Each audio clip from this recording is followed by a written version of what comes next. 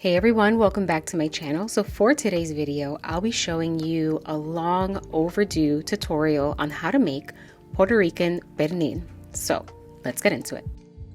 And this is the pernil that I'll be using today. This is a half picnic roast. It's about 5 pounds and it's a perfect size for a small gathering or just your family. This will serve about 5 to 7 adults, give or take. It all depends on the portion size and what you're serving it with. But if you are hosting a larger gathering, then you're gonna want to get a pernil that's a lot larger, like this one here. This is me at the grocery store. This pernil is about 12 pounds, but don't be fooled, it'll serve about 12 to 15 people, so do the math so that you can make sure you have more than enough pernil for your gathering.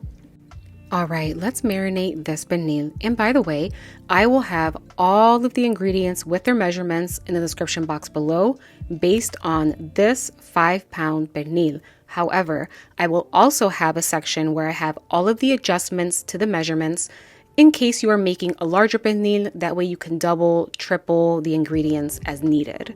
And to start, I'm going to start by removing the skin as best as I can. I am not a professional chef, so I'm just trying here the best that I can. Eventually, I'm going to end up taking the skin off completely, and I will explain shortly. And by the way, I did wash and rinse my pernil. I usually wash it with white vinegar. If you don't want to wash your pernil, that is fine. You go with your convictions, but I like to give it a good vinegar rinse. And before I start marinating, I'm going to use my knife and make some very deep incisions so that when I go to marinate my pernil, all of that marinade can seep through the holes very well, and that way the pernil gets marinated as evenly as possible. All right, so now that my pernil is set to the side, I'm gonna go ahead and prepare my marinade. So I'm gonna start by adding some smashed garlic. I smashed it up really good in the pilon. You can use a garlic press, however you wanna finely smash and chop your garlic.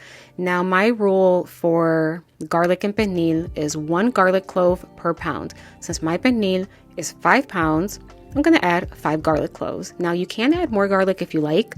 However, please be mindful because if you add too much garlic, your pernil can taste a little bitter. And then I'm gonna add about 1 tablespoon of white vinegar. This acidity is going to help tenderize that pork shoulder really nicely and give it a good flavor. And then I'm gonna add about 4.5 teaspoons of coarse sea salt, 1.5 teaspoons of black pepper, and about 1 teaspoon of some dried oregano. Now, when it comes to salt, you want to add about 3/4 of a teaspoon to 1 teaspoon of salt per pound of pernil. And then I'm going to add 1 teaspoon of dried annatto powder. In Spanish, annatto is achote. I found this on Amazon. However, if you want to use Goya sazon, you may do so. But I love annatto because it gives it just such a nice bright red color. And then I'm going to add about a tablespoon of sofrito. Sofrito is not a traditional ingredient in pernil. However, it's something that I like to do, and why not? It gives it a really good flavor and it's delicious.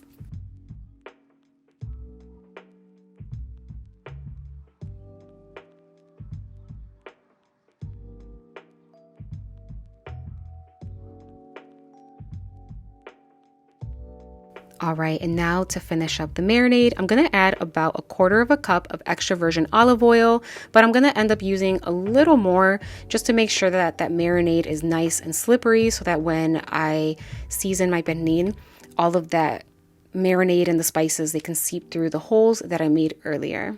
So I'm gonna mix this up really well to combine, and let's go season the pernil.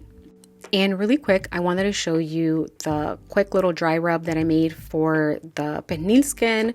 This is just a little bit of garlic powder, a little sea salt, and a little black pepper. I eyeballed everything. If you want to add some extra stuff like dried oregano or sazon, you may do so. All right, now it's time for the fun part, which is to marinate the pernil.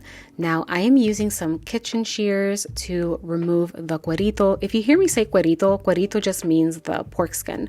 And this is not a necessary step. This is just something that I like to do.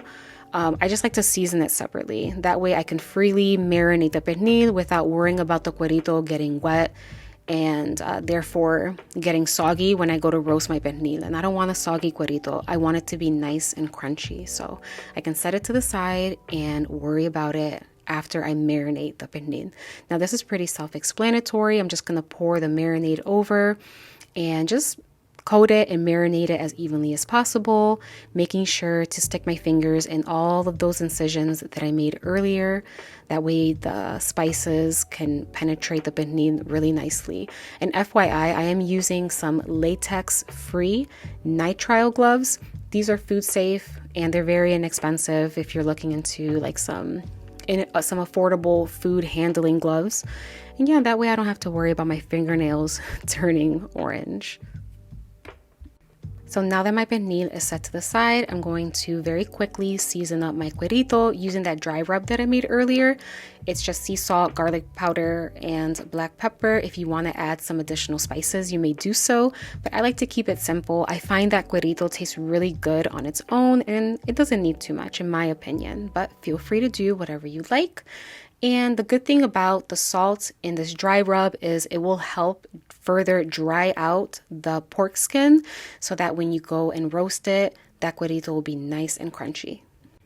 So now that my pernil is all marinated, I'm going to go ahead and let it sit in the fridge overnight. However, you can let it marinate safely in your refrigerator for up to 2 days.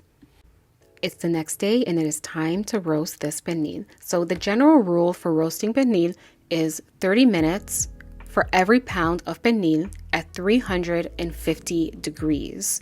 Now, since my pernil is 5 pounds, I roasted it for 2.5 hours, but I also added an additional hour to roast the cuerito. So I placed some foil, a little nonstick cooking spray on the underside of the foil, that way it doesn't stick to the cuero.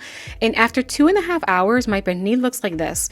It is already fall off the bone tender. The cuerito is starting to get a little crunchy, but since I had the foil on, it created a lot of steam, so it's not crunchy yet, but it is super tender.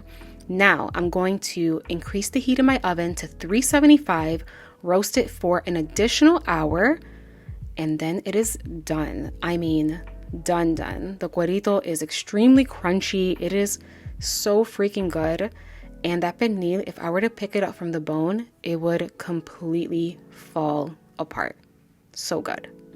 All right, guys, and that is all for today's video. Here's a little clip of my mom sneaking a piece of pernil while I was filming.